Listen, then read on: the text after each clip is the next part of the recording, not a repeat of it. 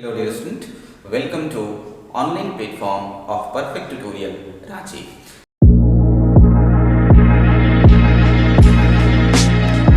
See, in today's session, we will see most relevant and important model of problem regularly asked in various exams from the very important concept, that is the concept of different types of load, that is concept of constant power load and concept of constant torque load. Okay, whatever the problem I will take here, these would be the important model of problem only from this particular concept. So see the problem here.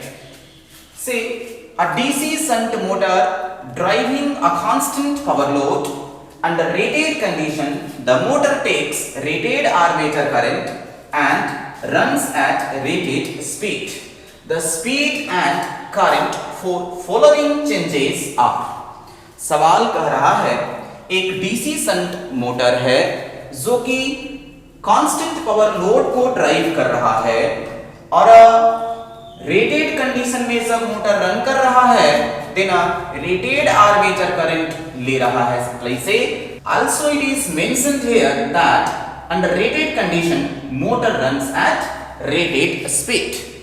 Okay ना कह रहा है speed और armature current simply current में क्या changes अकर होगा जब armature terminal voltage V half कर दिया जाए और फील्ड करंट में कोई बदलाव नहीं किया जाए.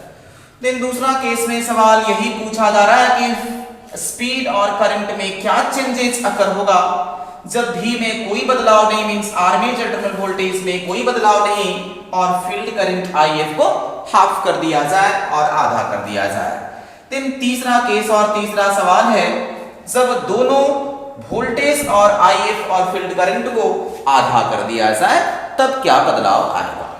Okay, see each of the three problems और cases one by one. Let's see the analysis here.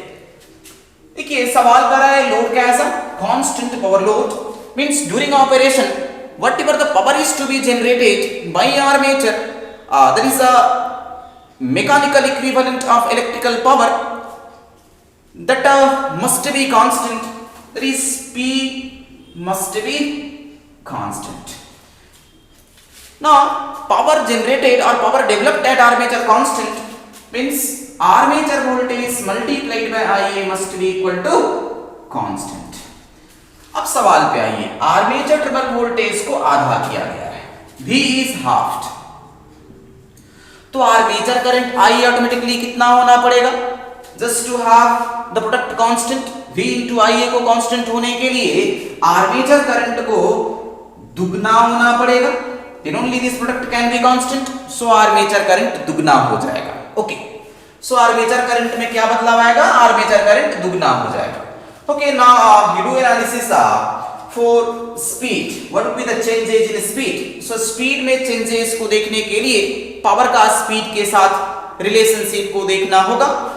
You know P proportional to torque into speed N. Also you know torque proportional to phi into Ia and proportional to IF into Ia. अब देखिए IF में कोई बदलाव नहीं किया जा रहा है और IA क्या हो गया, IA दुगना हो गया. सो व्हाट अबाउट टॉर्क, टॉर्क जो है वो दुगना हो जाएगा. IF में कोई बदलाव नहीं, IA दुगना हुआ है, just to have this product is constant, so torque क्या हो जाएगा, टॉर्क दुगना हो जाएगा. अब टॉर्क दुगना हो गया मींस स्पीड को क्या होना पड़ेगा, स्पीड को हाफ होना पड़ेगा, so that this product T into N can be constant and hence power can be constant. So speed को क्या होना पड़ेगा, स्पीड को हाफ होना पड़ेगा. ओके, सो स्पीड में बदलाव होगा, स्पीड हाफ हो जाएगा और आर्मेचर करंट Ia जो है वो डबल हो जाएगा. Okay, now you see second case. If V is unchanged and IF is halved, voltage में कोई बदलाव नहीं और IF को आधा कर दिया जाए. See the similar analysis here also. Voltage को चेंज नहीं किया गया है, means remain unchanged, multiplied by 1 you can say. And आईए में देन क्या बदलाव आएगा? आईए में भी कोई चेंज नहीं होना पड़ेगा, देन आईए में भी कोई चेंज नहीं होगा, तभी ये प्रोडक्ट कांस्टेंट होगा।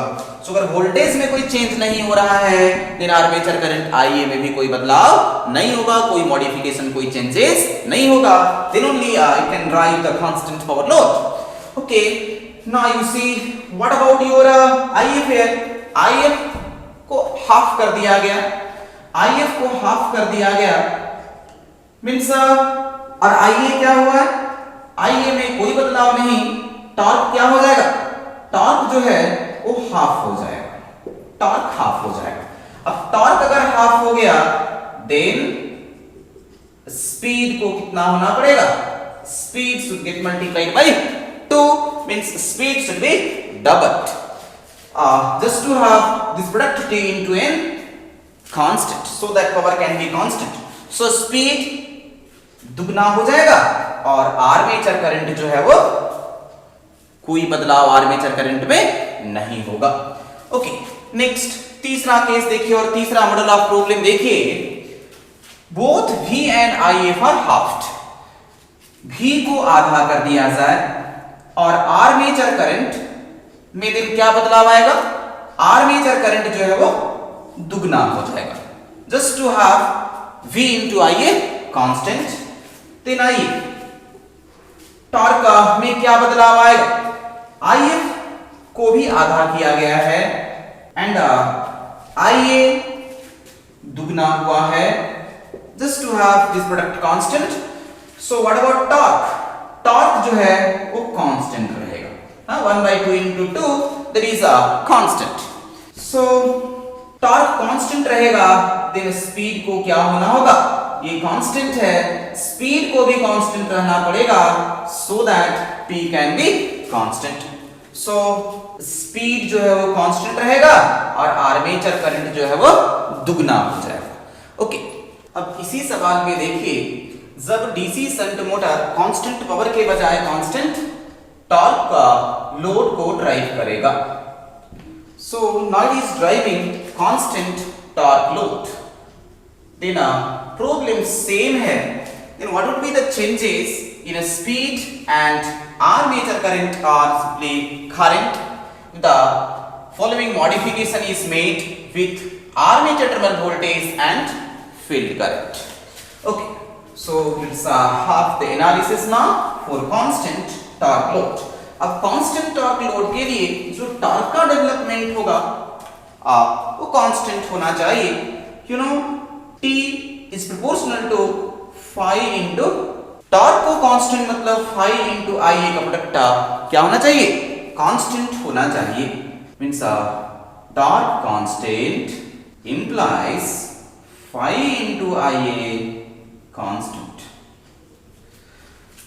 Phi proportional to what? Phi proportional to field current IF, or you can write IF into IA is equal to constant. Field current and armature current के प्रोडक्ट क्या होने चाहिए? कांस्टेंट होने चाहिए, तभी टॉर्क कांस्टेंट होगा। Okay, so देखिए पहला केस और पहला सवाल, armature terminal voltage V halved, field current IF unchanged. Field current में कोई बदलाव नहीं किया जा रहा है, no change means get multiplied by 1 only means remain same. What about IA then?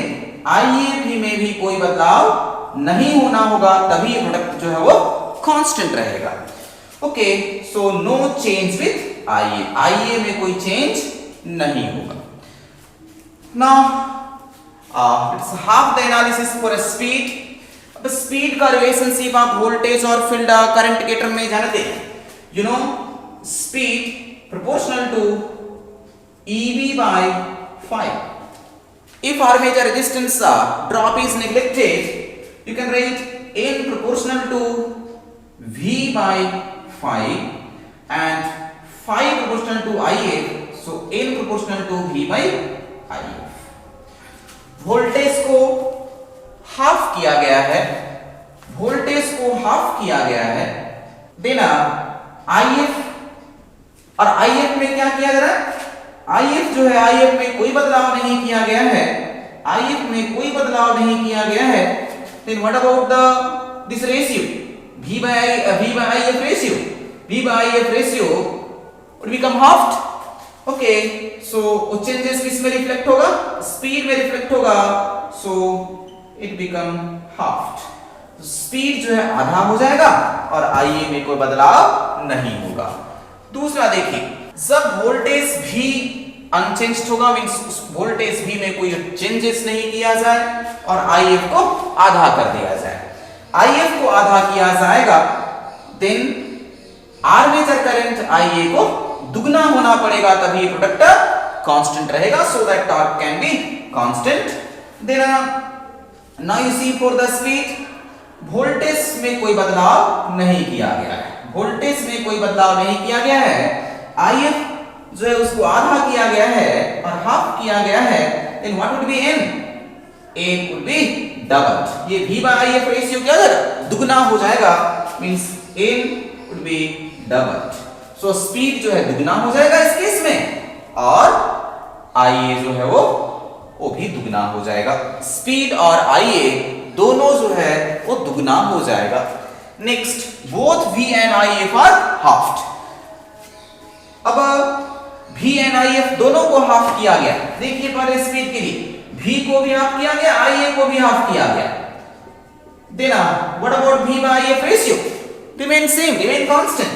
So speed में कोई बदलाव नहीं होगा, स्पीड में कोई बदलाव नहीं होगा। Now you see the analysis for IF को हाफ किया गया है, and then you see IA क्या होना पड़ेगा? IA को दुगना होना पड़ेगा, just to have this product constant, so that torque can be constant. So third case के लिए क्या चेंजेस आएगा स्पीड में? स्पीड में कोई बदलाव नहीं होगा और आर्मेचर करंट IA जो है वो दुगना हो जाएगा। So this is what the analysis, और this is how the analysis can be done for the constant power and constant torque load. Hope everything is clear to you. So thanks for watching this video. If contents are really beneficial to you, please do like, share and subscribe. And information के लिए आपको बताएं, electrical, mechanical, civil, electronics के लिए regularly videos upload किए जाएंगे हमारे channel पर. So please keep connected to our channel for your benefits only. Thank you again.